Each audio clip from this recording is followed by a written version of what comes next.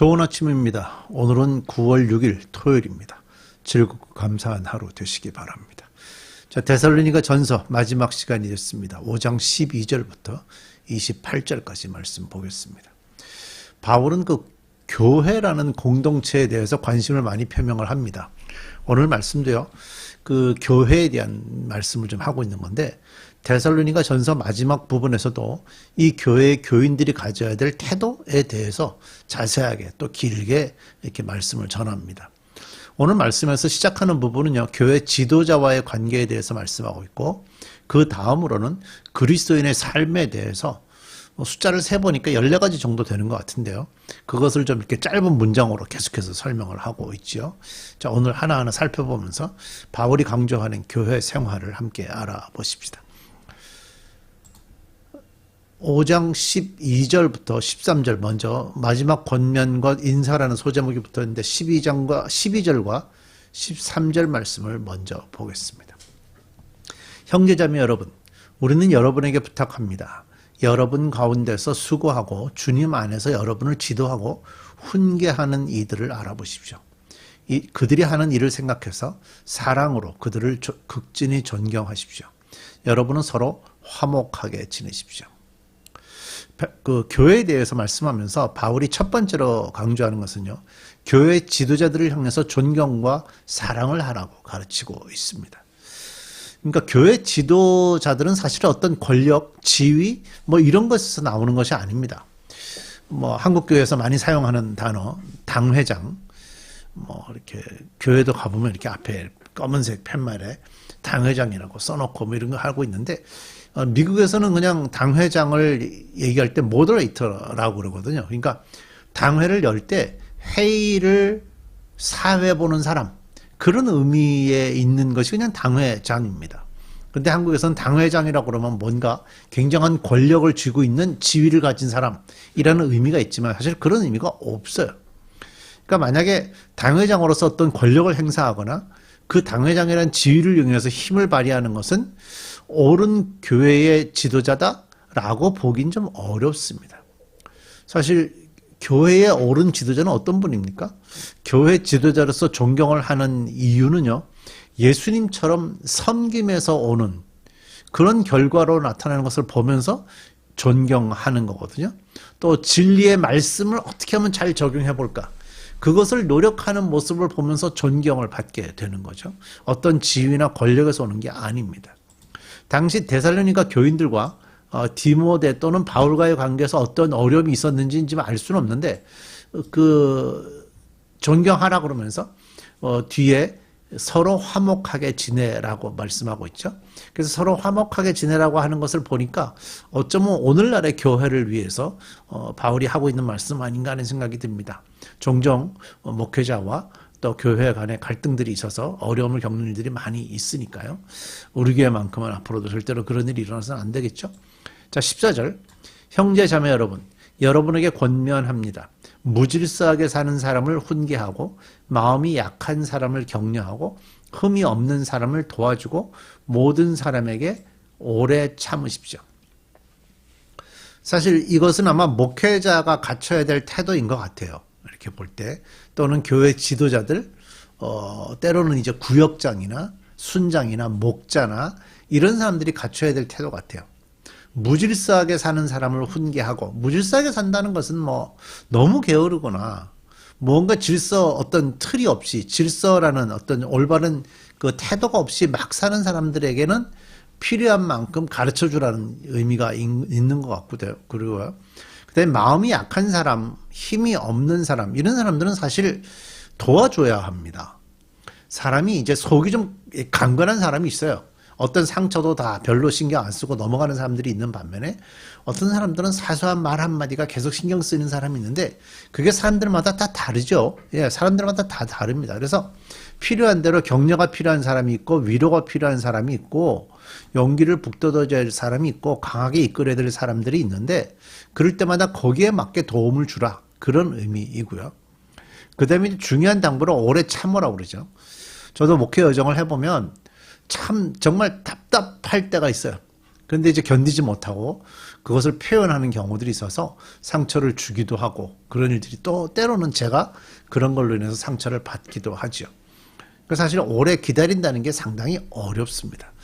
그런데 이제 성경에 있죠. 사랑은 오래 참고 모든 것을 참으며 모든 것을 견디느니라 나오잖아요. 그러니까 사실 이 사랑의 태도를 가지고 교인들을 바라보는 건 굉장히 중요한 일이다라고 볼 수가 있고요. 그 다음에 15절 보세요. 아무도 악으로 악을 갚지 말고 도리어 서로에게 모든 사람에게 항상 좋은 일을 하려고 애쓰십시오.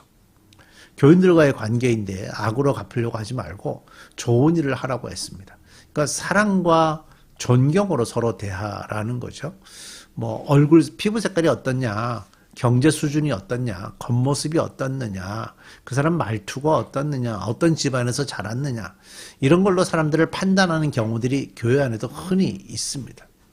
어떤 사람들은 또 이런 얘기도 해요. 그런 사람은 벌을 받아도 싸 하는 경우들도 종종 하죠. 뭐 그럴 만한 사람이 있기도 합니다. 그러나 이제 우리가 그런 것들에 대해서 판단할 위치에 있는 사람들은 아니고요. 우리는 할 수 있으면 우리 주변에 있는 사람들을 서로 사랑하고 존경하는 태도가 굉장히 중요합니다. 다음 16, 17, 18절 항상 기뻐하십시오.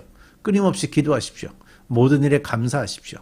이것이 그리스도 예수 안에서 여러분에게 바라시는 하나님의 뜻입니다. 자, 기쁨, 기도, 감사. 뭐 교회에서 많이 들으셨죠. 항상 기뻐하라. 끊임없이 기도하라. 모든 일에 범사에 감사하라. 뭐 정말 중요합니다. 늘 마음에 새겨야 될 그 신앙의 태도라고 보여지는데 여기서 중요하게 봐야 될 것이 기뻐하라, 기도하라, 감사하라는 말 앞에 붙어 있는 말입니다. 항상, 끊임없이, 모든 일에. 사실 똑같죠. 항상이나 끊임없이나 모든 일이나 전부 다 똑같이 반복에 대한 거예요. 계속해서, 항상, 계속해서, 끊임없이, 계속해서, 모든 일에. 모든 일이라는 거는 부딪힐 때마다니까 계속해서, 항상.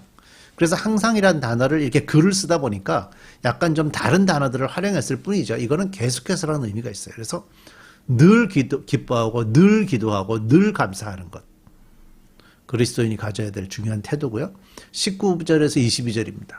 성령의 불을 끄지 마십시오. 예언을 멸시하지 마십시오. 모든 것을 분간하고 좋은 것을 굳게 잡으십시오. 여러 가지 모양의 악을 멀리하십시오.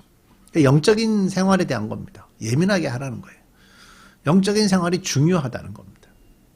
사단은 우리가 영적인 생활을 할 수 없도록 어떻게든지 공격을 할 거니까요. 어떤 교인들이 가끔 이런 얘기를 해요. 잠시 좀 쉬고 싶습니다.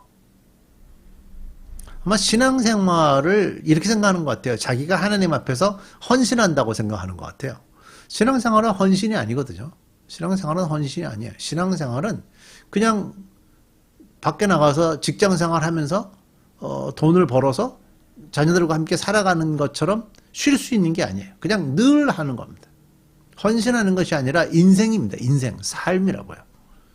그래서 신앙생활에 도움이 된다는 것은 꼭 붙들어야 되고 잘못된 것이라고 생각되면 바로 버려야 됩니다. 좋은 것을 굳게 잡고 악은 멀리하라 그러잖아요. 그럼 그게 뭡니까? 제가 보기에 신앙생활을 1년, 2년, 3년 이렇게 하다 보면 보입니다. 모를 수가 없어요. 보입니다. 본인들이 다 알고 있습니다. 잘 보시고 절대로 신앙생활을 좀 쉬거나 약화시키거나 당분간은 좀 그런 생각하지 않으시면 좋겠습니다. 자, 그 다음에 23절, 24절 평화의 하나님께서 친히 여러분을 완전히 거룩하게 해주시고 우리 주 예수 그리스도께서 오실 때에 여러분의 영과 혼과 몸을 흠이 없고 완전하게 지켜주시길 빕니다. 여러분을 부르시는 분은 신실하시니 이 일을 또한 이루실 것입니다. 바울은 하나님이 누구신지 잘 알고 있는 것 같아요. 그분의 성품에다가 데살로니가 교인들을 위탁하는 건데요. 하나님은 어떤 분이신가? 완전히 거룩하게 해주시는 분이십니다. 이 거룩이라는 말은요, 신비로운 것이 아니라고 제가 여러 번 강조했죠. 하나님께서 당신의 백성들을 따로 구별해내는 것이 거룩이고요. 하나님은 당신의 백성들을 거룩한 자리로 구별해내시는 분이시라는 거죠. 그 다음에 영과 혼과 몸을 흠이 없고 완전하게 지켜주신다는 것은 구별해내신, 거룩하게 구별해냈던 그 백성들이 하나님의 나라에서 영원하게 살아야 되기 때문에 영과 몸을 흠이 없고 완전하게 지켜주실 거예요.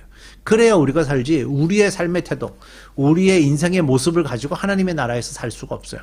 하나님께서 그렇게 해주셔야 돼요. 그러면서 하나님은 어떤 분이시냐? 신실하시기 때문에 이 일을 이루실 거라는 거죠. 맞습니다. 하나님은 신실하신 분이시고 한 번 말씀하시면 그대로 지키시는 분이세요. 그래서 그 데살로니가 교인들을 또 우리들을 완전히 거룩하게 해주시고 영과 혼과 몸이 흠이 없고 완전하게 지켜주실 거예요. 그래서 그 하나님에게 그렇게 해주실 것이기 때문에 기도하고 있는 거죠. 25절 형제자매 여러분 우리를 위하여 기도해 주십시오. 예, 사역자들도 기도를 받아야 됩니다. 여러분들 지도자를 위해서 꼭 기도해 주시기 바랍니다. 거룩한 입맞춤으로 모든 형제자매에게 문안해 주십시오. 나는 주님을 힘입어 여러분에게 명합니다. 모든 형제자매에게 이 편지를 읽어주십시오. 우리 주 예수 그리스도의 은혜가 여러분과 함께 있기를 빕니다. 기도하겠습니다. 하나님, 오늘도 우리에게 말씀 주셔서 감사합니다. 신앙생활이 무엇인지를 하나하나 알려줬는데 우리가 기억하게 하시고 우리가 사는 것은 삶입니다. 그리스도와 함께 사는 삶 잊지 않게 하시고 삶 속에서 하나님과 가까이 지내고 악한 것들을 멀리하는 그리스도인으로 살아가게 주옵소서. 내일 주일입니다. 주의 백성들을 축복하시고 우리 브릿지 가족들이 다 나와서 함께 예배하며 하나님을 높이게 하시고 우리와 함께 꿈을 나눌 수 있는 귀한 생명들을 보내주셔서 함께 예배하며 함께 주의 일을 감당하는 귀한 교회 되게 해 주옵소서. 예수님의 이름으로 기도드립니다. 아멘.